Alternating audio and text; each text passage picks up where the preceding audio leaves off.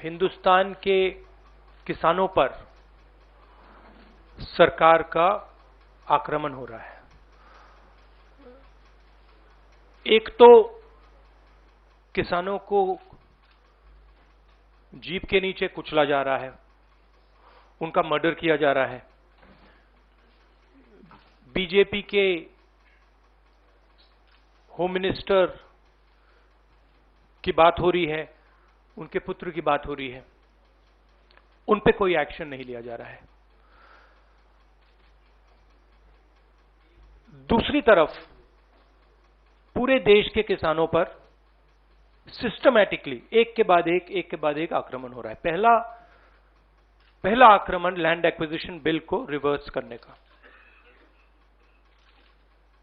दूसरा ये जो 3 नए कानून लाए हैं, और आज सिस्टमैटिकली जो किसानों का है उनसे छीना जा रहा है। और ये चोरी सबके सामने हो रही है। इसलिए देश के किसान दिल्ली के बाहर बैठे हैं। कल प्रधानमंत्री जी लखनऊ में थे, मगर प्रधानमंत्री जी लखीमपुर खीरी नहीं जा पाए।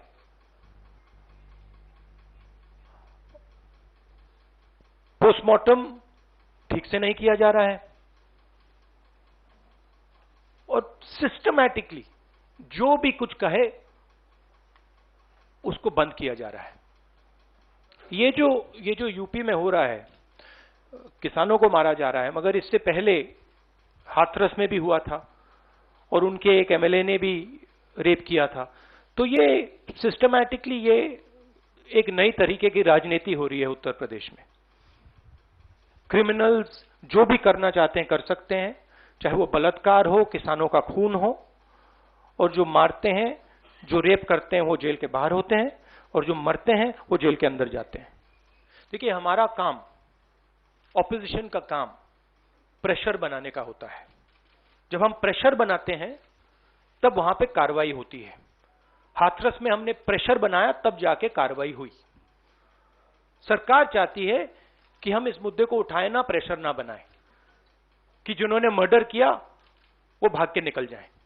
अगर हाथरस में हम गए नहीं होते, वहां पे जिन्होंने बलात्कार किया था वो सब स्कॉट फ्री निकल जाते। अगर हमने उससे पहले उनके एमएलए के बारे में नहीं बोला होता, वो भाग के निकल जाते।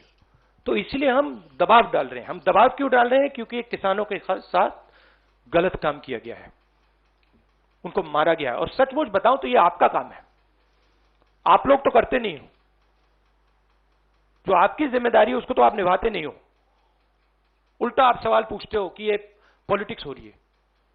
आपकी जिम्मेदारी भी है, उसको तो आप भूल गए और फिर कहते हो हमें कहते हो। देश का जो ढांचा है, इंस्टीट्यूशनल जो स्ट्रक्चर है, उसको बीजेपी आरएसएस ने काबू कर लिया है। और ये सिर्फ मीडिया की बात नहीं है।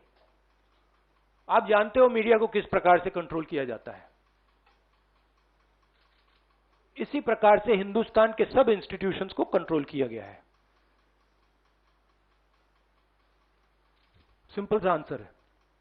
Thank you sir. एनडीटीवी।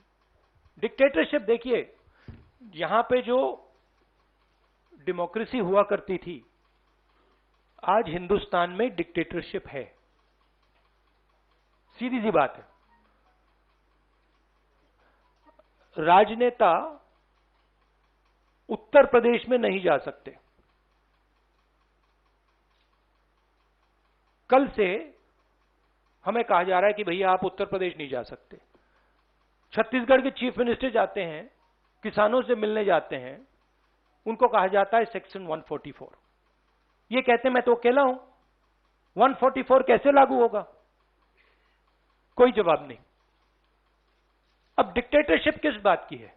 क्यों डिक्टेटरशिप? क्योंकि भयंकर चोरी हो रही है। जो स्मॉल मीडियम बिजनेसेस हैं, छोटे व्यापारी हैं, उनसे चोरी हो रही है। किसान हैं, उनसे चोरी हो रही है। और जो आम जनता है उनके जेब में से चोरी हो रही है। पेट्रोल डीजल के दाम बढ़ते जाते हैं और जो हिंदुस्तान की आवाज है उसको कुचला जा रहा है।